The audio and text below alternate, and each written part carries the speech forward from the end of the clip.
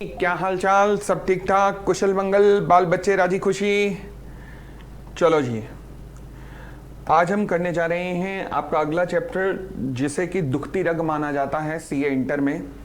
दुखती रग इसलिए क्योंकि बच्चे कहते हैं कि भाई जितना मर्जी याद कर लो मगर ये चैप्टर याद होना बड़ा मुश्किल है। मैं ये तो नहीं कहूँगा कि हाँ वो बात गलत है, बात काफ़ी हद तक सही है, बट फिर भी ऐसा तो नहीं कर सकते कि हम छोड़ के चले जाएं। और खासकर अगर इसमें से मल्टीपल चॉइस क्वेश्चन आ जाए तो दिक्कत क्रिएट और कर सकता है। और ऊपर से इसकी मिनिमम वेटेज जो है 8 नंबर की है। तो आप समझ पा रहे होंगे कि चैप्टर एकदम छोड़ने वाला तो नहीं बनता, किसी भी हालत में एकदम छोड़ने वाला तो नहीं बनता। नाम है जिसका इंटरप्रिटेशन ऑफ स्टैच्यूट।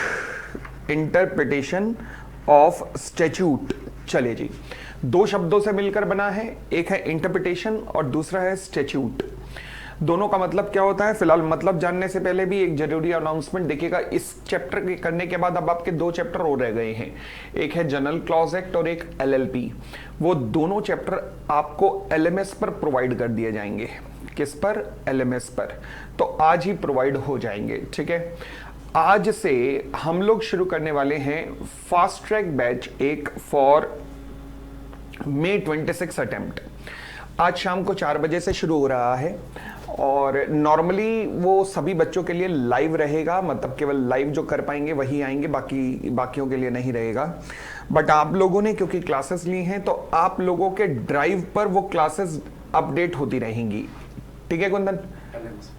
एलएमएस पर तो आप लोगों के एलएमएस पर वो सारा फास्ट ट्रैक बैच अपडेट रहेगा। आप लोग जाकर वहां पर देख सकते हैं। आपको अगर आप नहीं भी देख पा रहे तो भी आपको कुछ भी बाय करने की जरूरत नहीं है, आपके लिए ये कॉम्प्लीमेंट्री है फास्ट ट्रैक बैच। क्लियर हो गई इतनी बात? चलिए, अब एग्जाम से 1 महीना पहले ना इसमें टेस्ट सीरीज अनाउंस की जाएगी, अभी मई से पहले। अब अप्रैल के महीने में मैं टेस्ट सीरीज अनाउंस करूंगा। वो टेस्ट सीरीज में टेस्ट देने के लिए आप भी एलिजिबल रहेंगे। सिमिलरली आप अपने एग्जाम से पहले, सितंबर एग्जाम से पहले अगस्त में भी टेस्ट सीरीज शुरू होगी, तो वहां पे भी आप वो टेस्ट सीरीज देने के लिए एलिजिबल रहेंगे। तो आप इन दोनों के लिए एलिजिबल रहेंगे, इन टेस्ट सीरीज के लिए जो कि लॉन्च होने वाली है। ठीक हो गई इतनी बात? बढ़ सकता हूं आगे? चलिए, अब हम करने जा रहे हैं, चैप्टर का नाम है इंटरप्रिटेशन ऑफ स्टैच्यूट। अगेन दोबारा बता देता हूं, जो बाकी के दो चैप्टर जनरल क्लॉज एक्ट और एलएलपी है वो दोनों के दोनों आपको एलएमएस पर दिए जा रहे हैं, ठीक है। हाँ जी, तो मैंने कहा जी इंटरप्रिटेशन ऑफ स्टैच्यूट। स्टैच्यूट, सबसे पहले स्टैच्यूट का मतलब समझते हैं, फिर उसके बाद इंटरप्रिटेशन का मतलब समझेंगे। आइए जी, सबसे पहले स्टैच्यूट क्या होता है? Statute statute statute. लो जी, स्टैच्यूट क्या होता है? स्टैच्यूट आज तक हमने समझा था कि एक्ट, फिर मैंने सबसे पहली क्लास में समझाया था एक होता है एक्ट और एक होता है लॉ। फिर मैंने कहा था कि लॉ और एक्ट बराबर होते हैं, नहीं, लॉ बड़ी टर्म है एज कंपेयर टू एक्ट, क्योंकि एक्ट के अंदर जब रूल्स, ऑर्डर, रेगुलेशन सब जोड़ दिए जाएं तो बनता है लॉ। याद आ रही है वो बातें जो मैंने बोली थी? तो अब स्टैच्यूट क्या है, पढ़िएगा। The statute generally means the law और regulation of every sort without considering from which source they emanate. मतलब जन्म इनका कहां से हुआ है इस बात की परवाह न करते हुए कि कहां से इनका जन्म हुआ है। स्टैच्यूट का मतलब होता है हर वो लॉ एंड रेगुलेशन, हर प्रकार का, विदाउट कंसिडरिंग कि उसका जन्म कहां से हुआ है। Okay, normally the term denote an act. Statute का मतलब कहता है, नॉर्मली स्टैच्यूट का मतलब होता है एक्ट। अच्छा, enacted by the legislative authority. Legislative authority मतलब जो कानून बनाने वाली संस्था है, फॉर एग्जांपल हमारे देश में पार्लियामेंट, ठीक है। The term denote an act enacted by the legislative authority. The constitution does not use the term statute. Constitution में नॉर्मली ये स्टैच्यूट टर्म यूज नहीं होती, वहां तो लॉ और एक्ट यूज होते हैं। दो one find the term law used eight many places, मतलब कॉन्स्टिट्यूशन में तो बार बार लॉ यूज होता है। इतनी बात भी क्लियर? आगे बढ़ते हैं। द टर्म लॉ, लॉ का मतलब क्या है? यही तो हमने पहली क्लास में किया था। तो लॉ का मतलब है act. Plus rules plus regulations plus orders, ये सब लॉ है।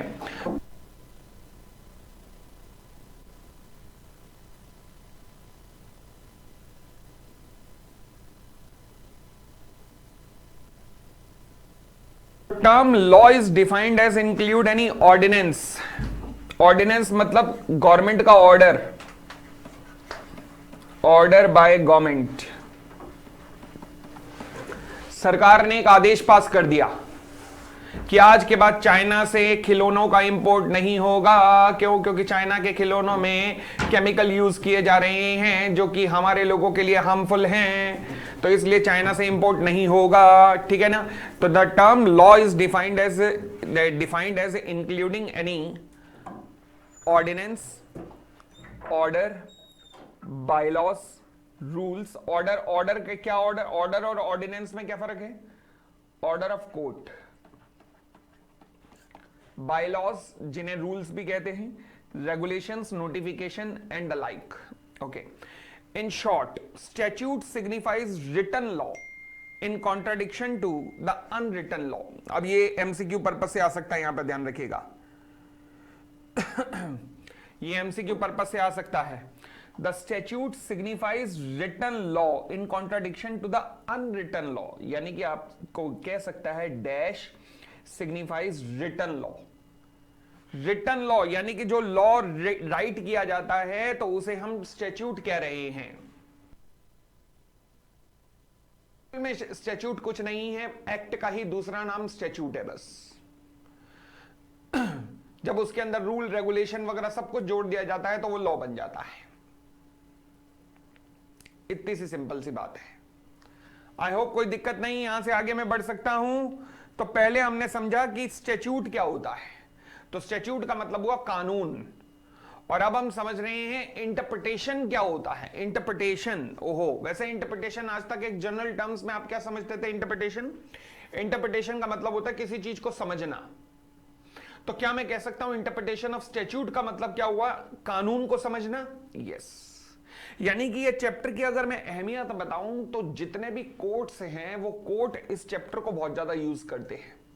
तो हमें क्यों पढ़वाया जा रहा है? ताकि आप भी कानून पढ़ रहे हो तो इसलिए आप भी यूज कर सको। हालांकि आपको यूसेज ज्यादा समझ नहीं आएगा, तो आपने तो वही पढ़ना है जो कि कोर्ट ने पढ़ पढ़ के सुनाया है। बट वैसे इस चैप्टर का सबसे ज्यादा यूज जो है ज्यूडिशरी करती है, हमारी जो कोर्ट कचहरी है ना, वो लोग बहुत यूज करते हैं इस चैप्टर का। ठीक है, चलिए जी। तो अब हम आ रहे हैं अगली डेफिनेशन पर, नाम है जिसका इंटरप्रिटेशन। इंटरप्रिटेशन, लो जी, इंटरप्रिटेशन क्या होता है? इंटरप्रिटेशन, यहां पर एक स्पेस फॉर द चार्ट दे रखा है ना, आइएगा उस चार्ट में, ये जो चार्ट का स्पेस दे रखा है ना, वहां पे आ जाइएगा। उस यहां पे एक चार्ट बनाइएगा इंटरप्रिटेशन के लिए। देखो जी, इंटरप्रिटेशन जो है ना, उसको मैं दो पार्ट्स में डिवाइड कर सकता हूं।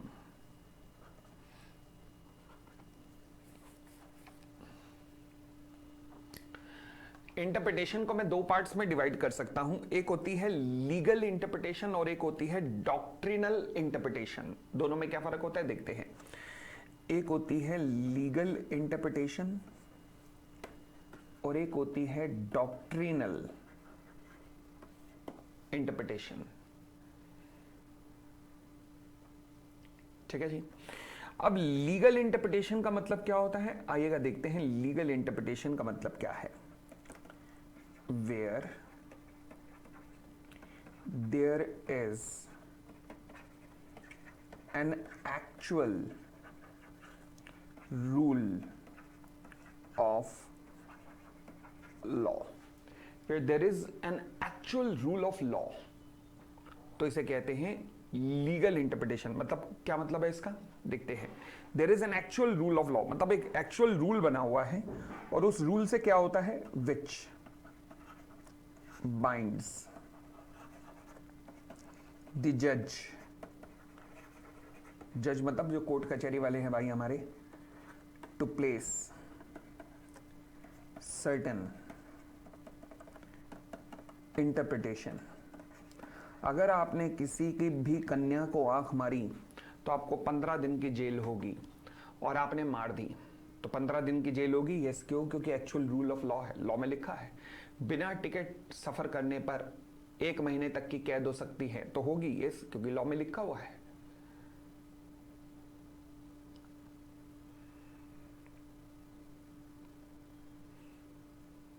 ठीक है जी।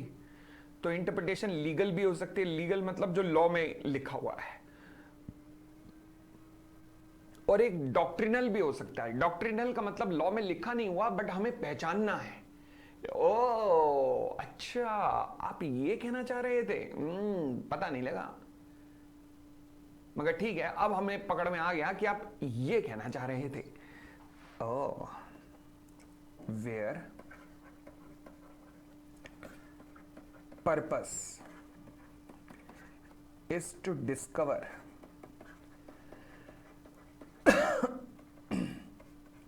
True meaning of statute. For example, speak. Where purpose is to discover the true meaning of the statute. For example, speak.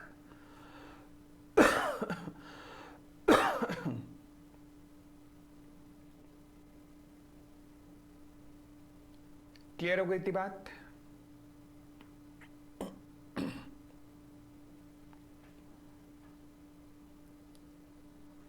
Where the purpose is to discover the true meaning of the statute. For example, अब ये example speak का मतलब क्या होता है याद नहीं होगा तुम्हें?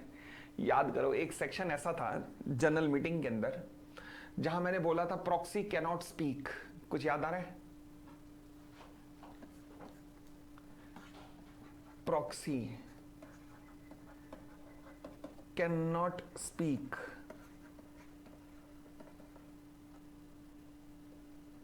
मीन्स, अच्छा अगर आप ऊपर ऊपर से पढ़ो तो इसका मतलब है प्रॉक्सी कैन नॉट स्पीक मतलब he can not speak. But अगर गहराई में जाके पढ़ो तो इसका मतलब क्या है? गहराई में जाते ही इसका मतलब पता लगता है he can not speak in the matter of meetings. Proxy, समझ आया? Can not speak in matter concerning general meeting. In the matter concerning general meeting. तो प्रॉक्सी जनरल मीटिंग के मामलों में नहीं बोल सकता।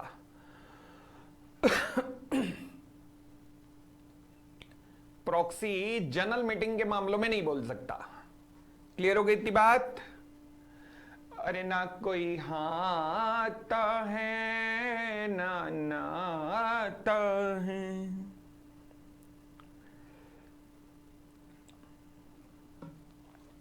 तो मैंने कहा जी इंटरप्रिटेशन दो तरीके की हो सकती है। एक लीगल, जो सामने लिखा हुआ है, सामने लिखे हुए शब्द का मतलब पढ़ के आपने बता दिया, डिसीजन दे दिया। और एक डॉक्ट्रिनल। डॉक्ट्रिनल मतलब सामने लिखा नहीं हुआ, आपने गहराई में जाके मतलब ढूंढा, ओ ये कहना चाह रहे थे, तो इसे कहते हैं डॉक्ट्रिनल। अब अगर मैं लीगल इंटरप्रिटेशन की बात करूं ना, तो लीगल इंटरप्रिटेशन भी आगे दो तरीके की हो सकती है। लीगल को भी मैं आगे दो पार्ट्स में डिवाइड कर सकता हूं। एक होती है ऑथेंटिक और एक होती है यूजुअल। लीगल इंटरप्रिटेशन को भी मैं दो पार्ट्स में डिवाइड कर सकता हूं। एक होती है ऑथेंटिक और एक होती है यूजुअल। ऑथेंटिक और यूजुअल में क्या फर्क होता है? ओके, कहता है जी ऑथेंटिक का मतलब है कि where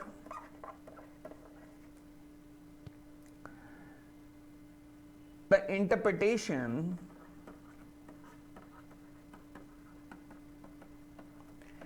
is given by legislator himself। कई बार लॉ बनाने वाले खुद ही कह देते हैं कि इस सेक्शन में इसका मतलब ये है, तो इसे कहते हैं legal, authentic legal interpretation. Okay, for example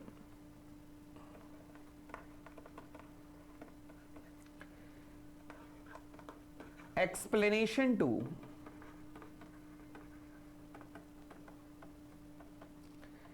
section 2 clause 87। अगर याद हो, सब्सिडरी कंपनी की डेफिनेशन बहुत डेप्थ में की थी हम लोगों ने, तो वहां मैंने कहा था सब्सिडरी कंपनी की डेफिनेशन के लिए कंपनी में बॉडी कॉर्पोरेट भी आता है। कंपनी का मतलब बॉडी कॉर्पोरेट भी है, याद है? कंपनी, इसमें सवाल भी बनाया हुआ था, इंक्लूड्स बॉडी कॉर्पोरेट। लो जी, तो क्या खुद ही बता रखा है कि इस सेक्शन के लिए कंपनी का मतलब बॉडी कॉर्पोरेट है? यस। अब ये ऑथेंटिक हो गया क्योंकि इंटरप्रिटेशन खुद लॉ ने दे रखी है, तो दिमाग लगाने की जरूरत नहीं है हमें। ओके, तो एक होती है ऑथेंटिक लीगल और एक होती है यूजुअल लीगल। यूजुअल का मतलब, फॉर एग्जांपल, कई बार लीगल इंटरप्रिटेशन अदर सोर्सेस से भी निकलती है। अदर सोर्सेस बोले तो फॉर एग्जांपल केस लॉस। यहां तक लिख लीजिएगा पहले, फिर इसका मतलब बताता हूं। लिखने के बाद जरा मुझे डन का मैसेज दीजिए।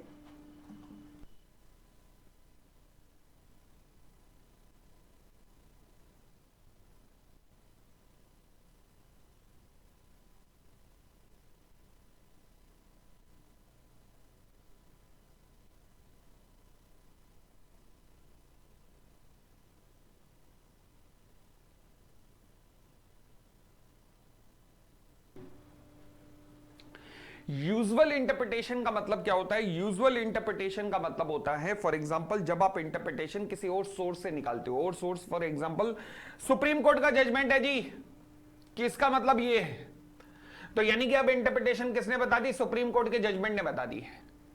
तो सुप्रीम कोर्ट के जजमेंट ने हमारी इंटरप्रिटेशन निकाल दी है, तो अब क्लैरिटी हो गई। लॉ में नहीं भी लिखा हुआ था तो सुप्रीम कोर्ट ने जजमेंट देके बता दिया, तो क्लैरिटी हो गई। क्लियर हो गई इतनी बात? भाई बोलो ना हाँ। तो जिस तरीके से लीगल के दो मतलब हो सकते हैं, लीगल इंटरप्रिटेशन के, एक ऑथेंटिक और एक यूजुअल, सिमिलरली डॉक्ट्रिनल के भी दो, डॉक्ट्रिनल को भी आगे दो पार्ट्स में डिवाइड किया जा सकता है। कैसे? आगे बढ़िएगा। डॉक्ट्रिनल, चलिए जी डॉक्ट्रिनल को देखते हैं। डॉक्ट्रिनल के नीचे लिखिएगा, एक होता है ग्रामेटिकल, ग्रामेटिकल, और एक होता है लॉजिकल। एक होता है ग्रामेटिकल और एक होता है लॉजिकल। दोबारा बोलो, एक होता है ग्रामेटिकल और एक होता है लॉजिकल। ओके, ग्रामेटिकल का मतलब क्या होता है? पहले तो डॉक्ट्रिनल का मतलब बताओ, रिकॉल करो। डॉक्ट्रिनल का मतलब जब सामने मतलब ना लिखा हो, मतलब हमें निकालना पड़े। For example proxy can not speak का मतलब है स्पीक का मतलब ये होता होगा, ठीक है?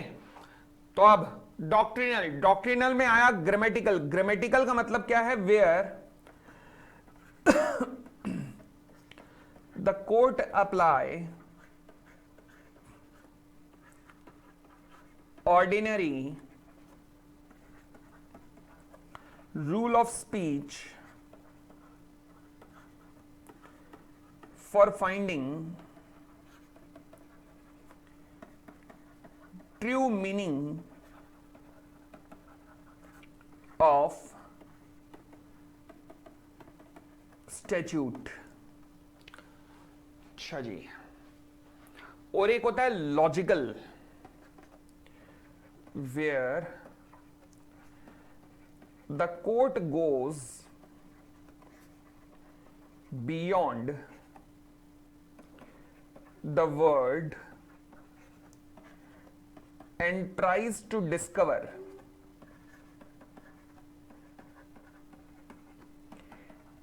intention of statute in some other way।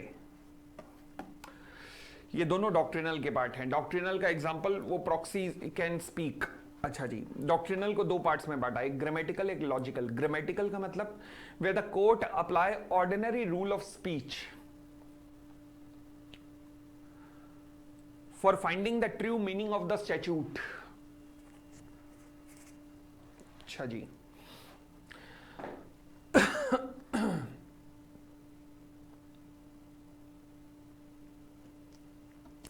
वैसे तो दोनों के अंदर वो 105 का एग्जांपल आ सकता है, तभी तो मैंने डॉक्ट्रिनल में सेक्शन 105 का एग्जांपल दिया कि प्रॉक्सी कैन नॉट स्पीक, ठीक है ना। बट अब ग्रामेटिकल में पार्टिकुलर पे आते हैं। ग्रामेटिकल फॉर एग्जांपल सेक्शन 135 के अंदर सीएसआर एक्टिविटीज दी हुई हैं।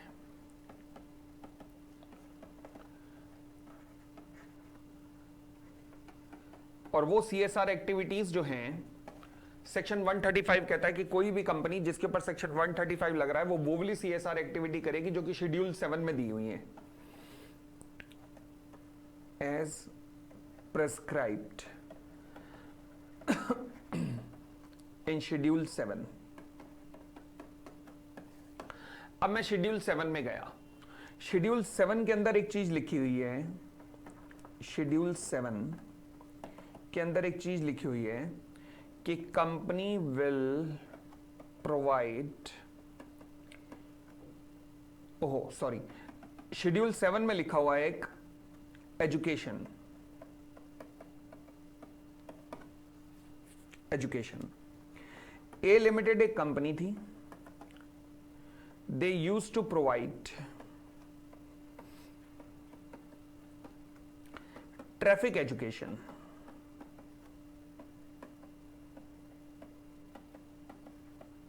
to general public। आपको बताना है कि इफ, क्या आपको लगता है कि ये कवर्ड होगी शेड्यूल 7 में? क्योंकि शेड्यूल 7 में कवर्ड है एजुकेशन। बताइए, जब मैं कहता हूं एजुकेशन, तो एजुकेशन तो हर तरीके की एजुकेशन आएगी, तो ट्रैफिक एजुकेशन भी तो एजुकेशन ही होगा। क्या कहते हो? जब मैंने कहा एजुकेशन, तो एजुकेशन का मतलब तो हर तरीके की एजुकेशन हो गया, चाहे 11वीं 12वीं की पढ़ाई हो, चाहे बीबीए की पढ़ाई हो, एमबीए की पढ़ाई हो, या फिर ट्रैफिक एजुकेशन हो, तो ट्रैफिक एजुकेशन भी तो एजुकेशन के अंदर ही आता है। बोलो हां या ना।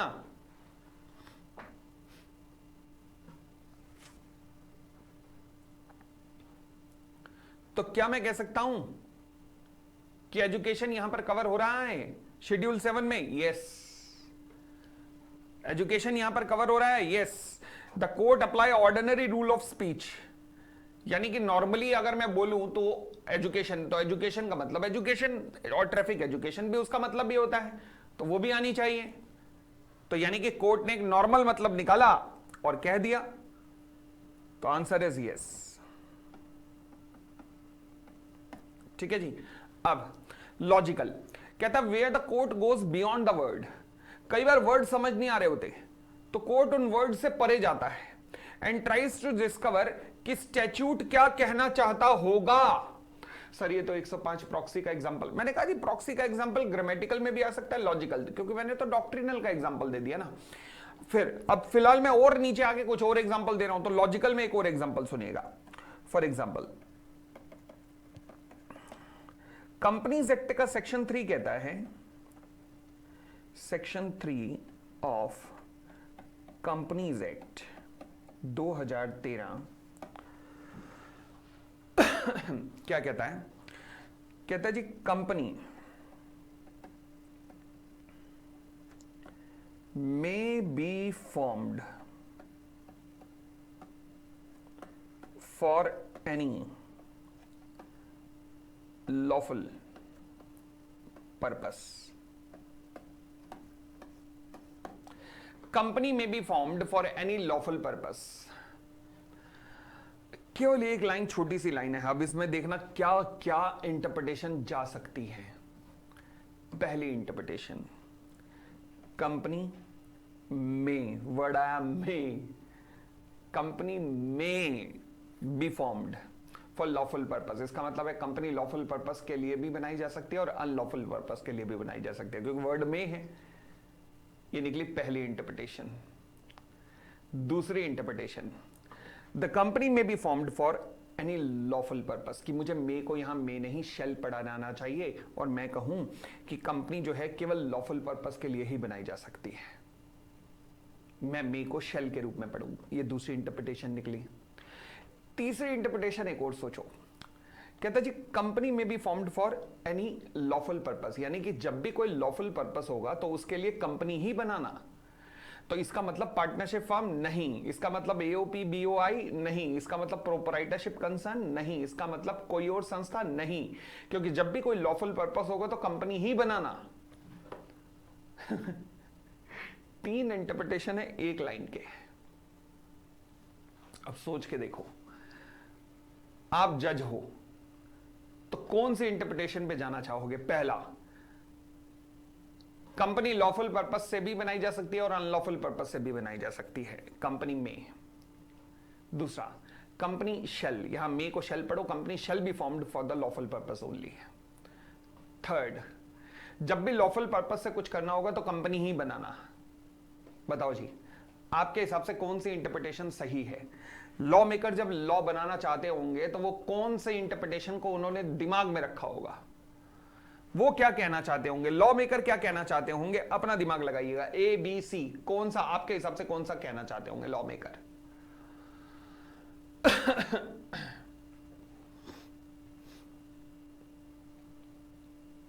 जब लॉ मेकर लॉ बना रहे थे, उनके दिमाग में कुछ चल रहा था, तो वो उनके दिमाग में क्या चल रहा था, अब आपको यह बताना है।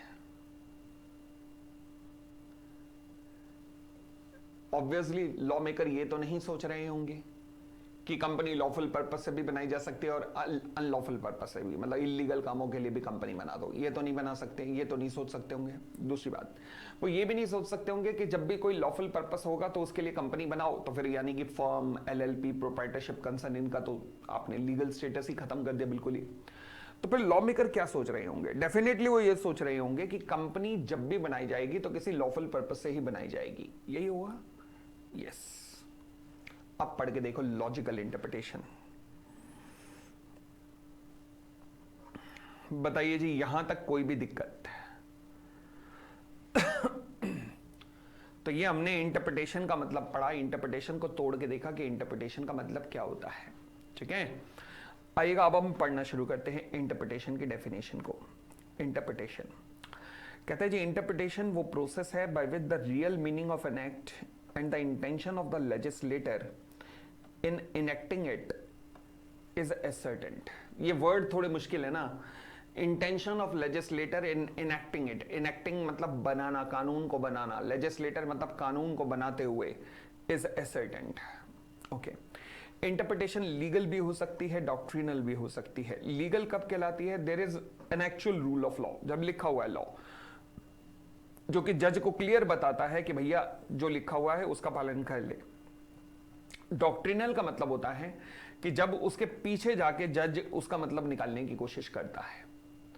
लीगल इंटरप्रिटेशन को ऑथेंटिक एंड यूजुअल में बांटा जा सकता है। ऑथेंटिक कब कहलाती है? When the rule of interpretation is derived from the legislator himself, मतलब क्लियर वर्ड लिखे हुए हैं, तो ये ऑथेंटिक है। और यूजुअल का मतलब क्या होता है? जब किसी और सोर्स से, फॉर एग्जांपल केस लॉज वगैरह से कोई इंटरप्रिटेशन अराइज की जाती है। डॉक्ट्रिनल इंटरप्रिटेशन अगेन ग्रामेटिकल भी हो सकती है, लॉजिकल भी हो सकती है। ग्रामेटिकल कब हो सकती है? जब कोर्ट जो है वो ऑर्डिनरी रूल ऑफ स्पीच लगाता है for finding out the true meaning. Traffic education के अंदर ट्रैफिक एजुकेशन भी आएगी। Next, on the other hand the court goes beyond the word, कई बार वर्ड से परे जाकर सोचने की कोशिश करता है कोर्ट की इंटेंशन क्या रही होगी, तो इसे कहते हैं लॉजिकल इंटरप्रिटेशन। क्या कहते हैं इसे? Logical interpretation.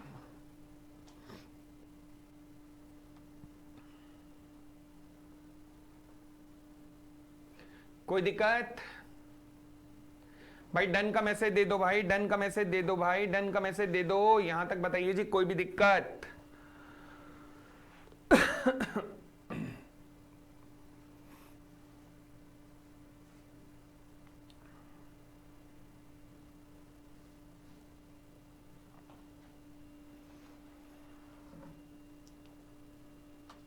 क्लियर? चलिए,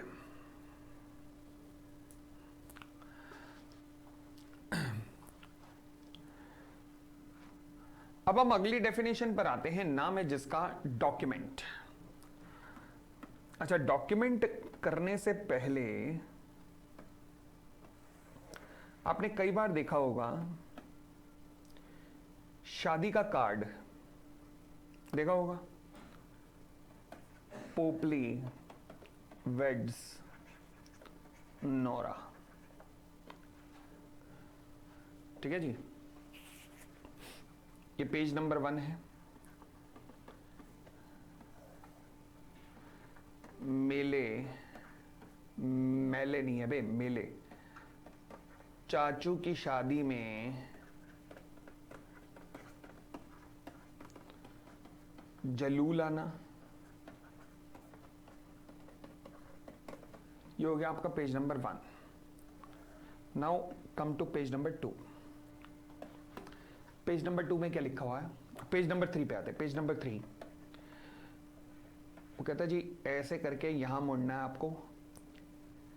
ये एक मंदिर है, मंदिर के सामने एक ग्राउंड है, बस यहीं टूट पड़ना है, सारा खाना पीना यहीं होना है।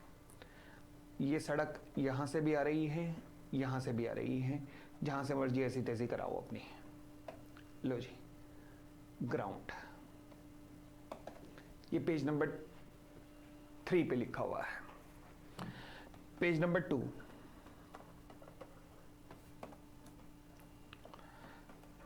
Kawatra tent house, Rajouri garden, Delhi. बारात 7 बजे निकल जाएगी।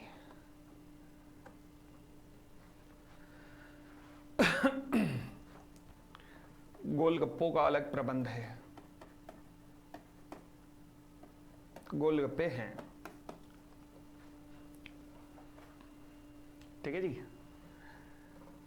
जितना बड़ा आदमी हो शादी पे यूं ही रख के लेके खड़ा होता प्लेट गोलगप्पे वाले के सामने।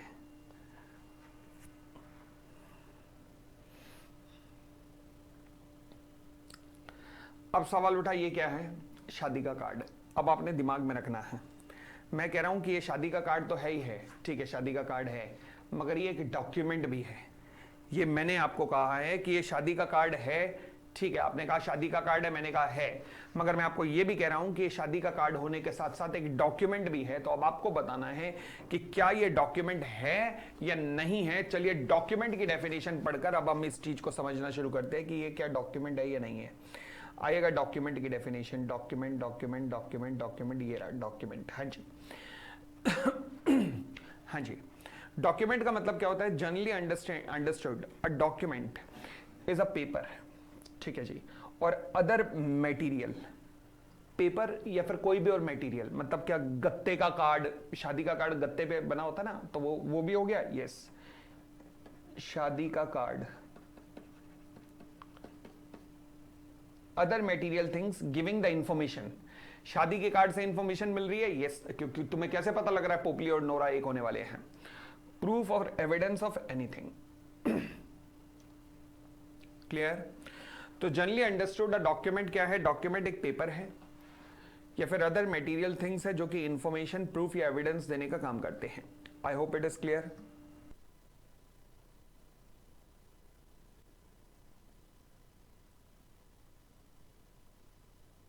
आगे बढ़ते हैं। फिर कहता है एलिमेंट ऑफ डॉक्यूमेंट्स। डॉक्यूमेंट्स में क्या क्या आता है? डॉक्यूमेंट्स में आता है मैटर, सब्सटेंस, रिकॉर्ड, मीन्स। अच्छा जी, अब देखना शुरू करते हैं। डॉक्यूमेंट में क्या आता है? मैटर। मैटर का मतलब क्या होता है? Matter matter matter. हाँ जी, शादी के कार्ड में क्या होगा?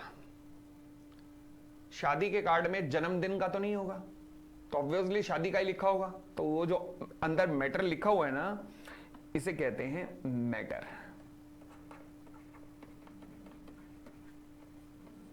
मैटर, ठीक है जी। ये सब कहां लिखा हुआ है? शादी के कार्ड में, मैरिज कार्ड। अच्छा, मैरिज कार्ड किसके ऊपर है? ऑन, किसके ऊपर? गत्ते के ऊपर। गत्ते के ऊपर। ये गत्ता क्या है? दिस इज कॉल्ड सब्सटेंस, जिसके ऊपर मैटर लिखा होता है। सब्सटेंस के ऊपर मैटर लिखा होता है। सब्सटेंस पर मैटर होता है।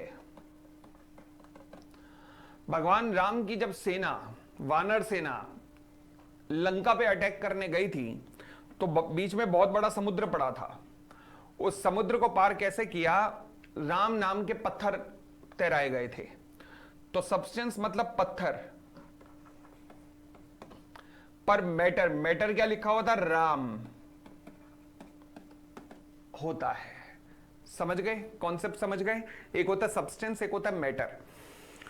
फिर तीसरी चीज जो आती है, ये जो लिखा हुआ है, ये सारी टाइपिंग, द होल टाइपिंग, जितना भी आप लिखा हुआ है ना, इसे कहते हैं रिकॉर्ड।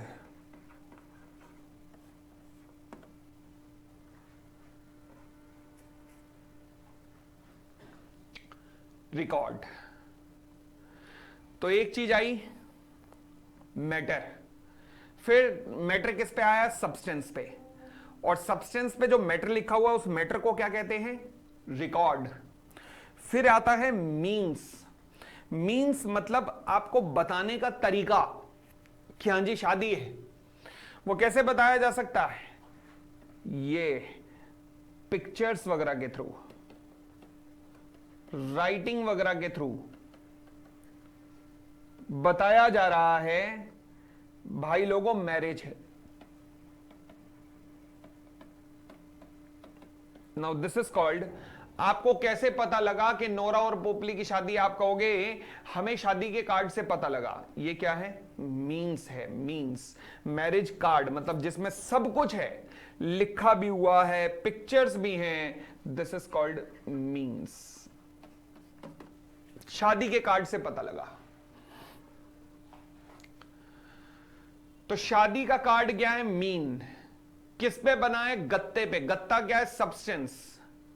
सब्सटेंस के ऊपर क्या लगा हुआ है? पूरा रिकॉर्ड। और उस रिकॉर्ड के अंदर क्या लगा हुआ है? रिकॉर्ड के अंदर क्या पता लग रहा है? मैटर। तो ये चार चीजें हैं, ये सारी डॉक्यूमेंट्स का पार्ट होती हैं।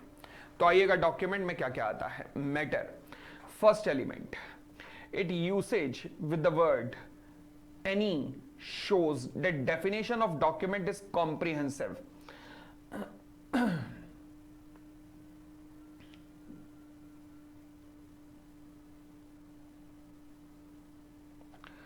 ये any वर्ड कहां से लिया है? ये यहां से section 3 of the Indian evidence act से।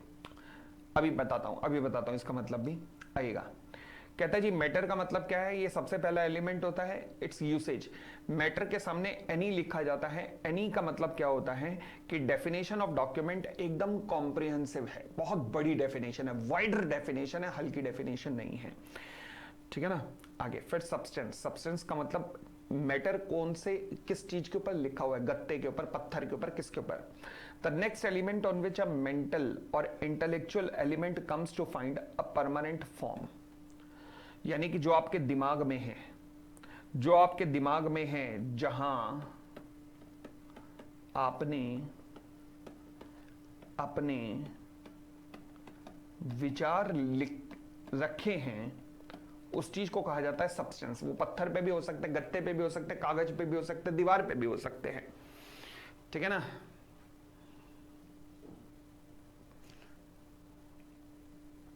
वो पंचायत सीरियल था ना, क्या लिखा था दीवार पे? बच्चे दो ही ठीक, उससे ऊपर समथिंग जो भी था। आगे record, it must be certain mutual और mechanical device employed. Record on the substance, यानी कि रिकॉर्ड का मतलब क्या है? जो आप लिख रहे हो उस पे, वो रिकॉर्ड है। इट मस्ट बी राइटिंग में होना चाहिए, या फिर एक्सप्रेशन के थ्रू, या डिस्क्रिप्शन के थ्रू। राइटिंग में भी हो सकता है, एक्सप्रेशन के थ्रू, डिस्क्रिप्शन के थ्रू भी हो सकता है। फिर आता मीन्स। मीन्स का मतलब है this represent fourth element by which such a permanent form is acquired, and those can be a letter, figure, mark, symbol which can be used to communicate between two persons. ये सारा जो आप अपना message देना चाहते हो कि पोपली और नोरा की शादी है, वो कैसे दे रहे हो? Through means of a marriage card. अच्छा, मैरिज कार्ड, मैरिज कार्ड में क्या लिखा हुआ है? मैरिज कार्ड में मैटर लिखा हुआ है कि पोपली और नोरा की शादी है। किस पे लिखा हुआ है? गत्ते के कार्ड है, उस पे लिखा हुआ है। अच्छा, गत्ते के कार्ड पे क्या टाइपिंग है, पिक्चर्स हैं? हाँ, सब कुछ है। That is called record.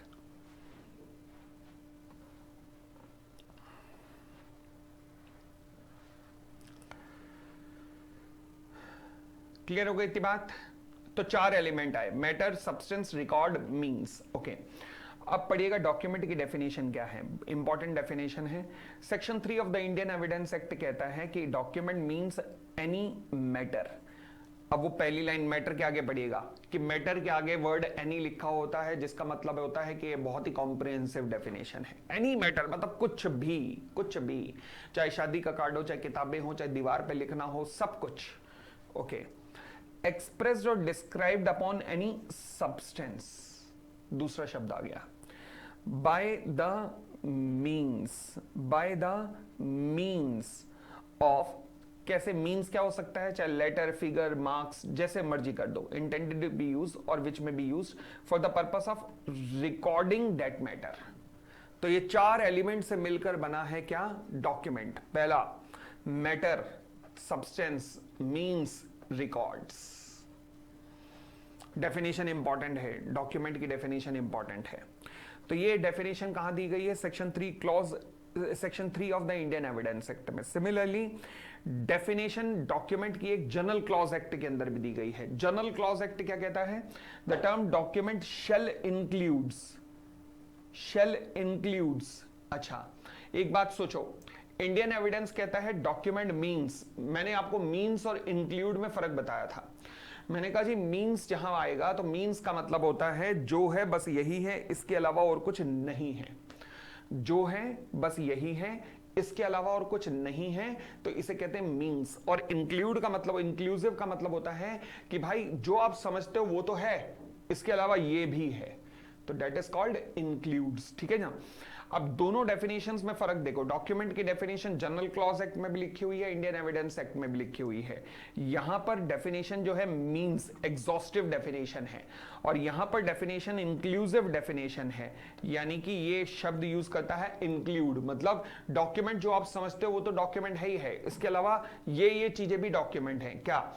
General clause act कहता है the term document shall include any matter written or expressed or described upon any substance by the mean of the letter, figure, marks, or by other one or those means which is intended to be used or which may be used for the purpose of recording. Sir, definition तो same है। हाँ, जिस definition को Indian evidence act ने कहा कि वो exhaustive है, उसी डेफिनेशन को जनरल क्लॉज एक्ट ने कहा कि वो इंक्लूसिव है, कि शायद अगर कुछ और ऐसा हो जो मैं कवर नहीं कर पा रहा, वो भी डॉक्यूमेंट में आ जाएगा। अब हमारे लिए कौन सी डेफिनेशन इंपॉर्टेंट है याद करनी? तुम्हें याद करने में दिक्कत क्या? वैसे डेफिनेशन तो सेम ही है। इंडियन एविडेंस में मींस आएगा, जनरल क्लॉज एक्ट में इंक्लूड्स आएगा, बस यही तो फर्क करना तुम्हें, और क्या फर्क करना है? तो दिमाग लगाने की जरूरत ही क्या है? क्लियर?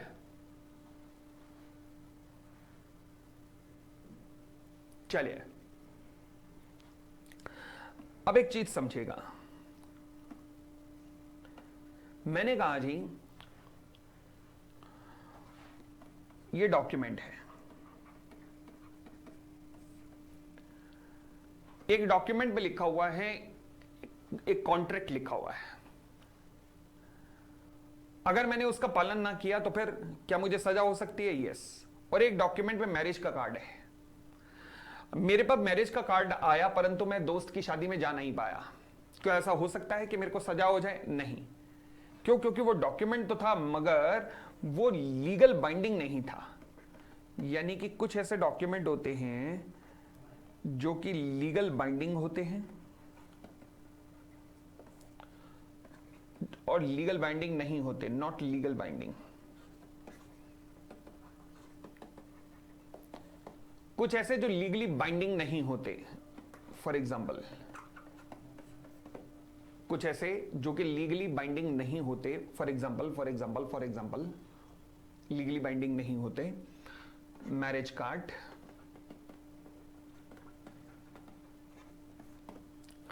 लीगल बाइंडिंग होते हैं। फॉर एग्जाम्पल कॉन्ट्रैक्ट एक्ट, हर वो डॉक्यूमेंट जो कि लीगली बाइंडिंग होता है वो कहलाता है इंस्ट्रूमेंट।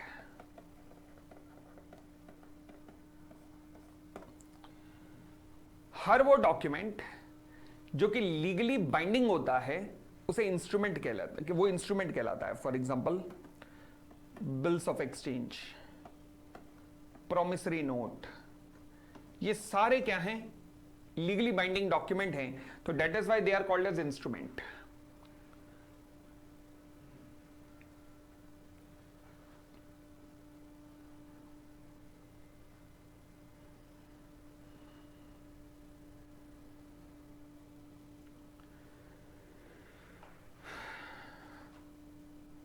ठीक है जी। अब ये इंस्ट्रूमेंट जो है, जब एक कागज के ऊपर लिख दिया जाता है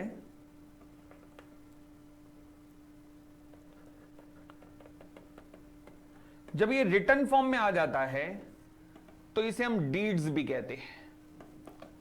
क्या इंस्ट्रूमेंट बिना रिटन फॉर्म में हो सकता है? इंडिया में नहीं होता। विदेशों में कई जगह अलाउ है, बट इंडिया में नहीं होता। तो नॉर्मली मैं कह सकता हूं इंस्ट्रूमेंट और डीड्स इंडिया में तो बराबर है, बट वैसे इंस्ट्रूमेंट बड़ा शब्द है, डीड उससे छोटा शब्द है। सभी के सभी इंस्ट्रूमेंट डीड नहीं हो सकते। कुछ ऐसे भी इंस्ट्रूमेंट हो सकते हैं जो रिटर्न में ना हो तो वो डीड नहीं होंगे, वो खाली इंस्ट्रूमेंट कहलाएंगे, ओरल इंस्ट्रूमेंट। वो इंडिया में नहीं चलते। ठीक है, चलिए आइएगा।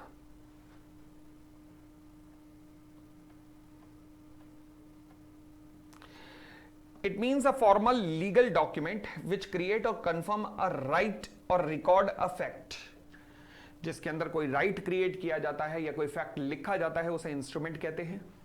ये एक फॉर्मल राइटिंग है of any kind, such as इसमें एग्रीमेंट भी आते हैं, डीड्स भी आते हैं, चार्टर्स भी आते हैं, संविधान,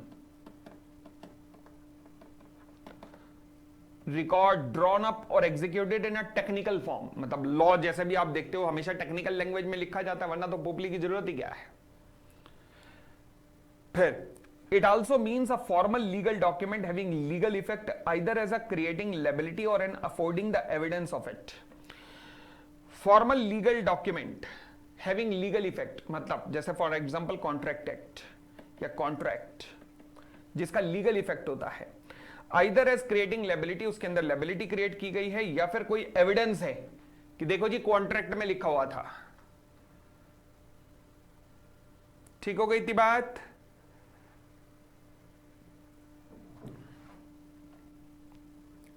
section 2 clause 14 of the Indian stamp act कहता है कि इंस्ट्रूमेंट इंक्लूड एवरी डॉक्यूमेंट जिसके द्वारा कोई राइट या लेबिलिटी प्रपोज की जाती है, परपोर्ट्स या प्रपोज की जाती है to be created, transferred, extended, extinguish और रिकॉर्डेड। ट्रांसफर मतलब नेगोशिएबल इंस्ट्रूमेंट वगैरह में क्रिएट की जाती है, ट्रांसफर की जाती है, एक्सटेंड की जाती है, एक्सटिंग्विश की जाती है, रिकॉर्ड की जाती है। क्या? कोई भी राइट या लेबिलिटी।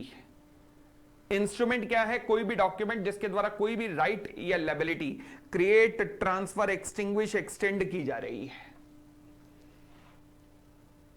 ठीक है जी। और जब इंस्ट्रूमेंट राइटिंग में होता है तो that is called as deed. तो डीड का मतलब the legal glossary defined deed as an instrument in writing purports to affect some legal disposition. यानी कि डिस्पोजिशन का मतलब स्वभाव।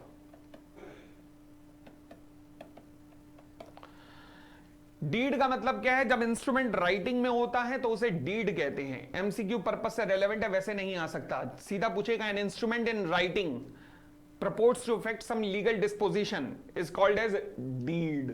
बस फिल इन द ब्लैंक्स भरवाएगा आपसे।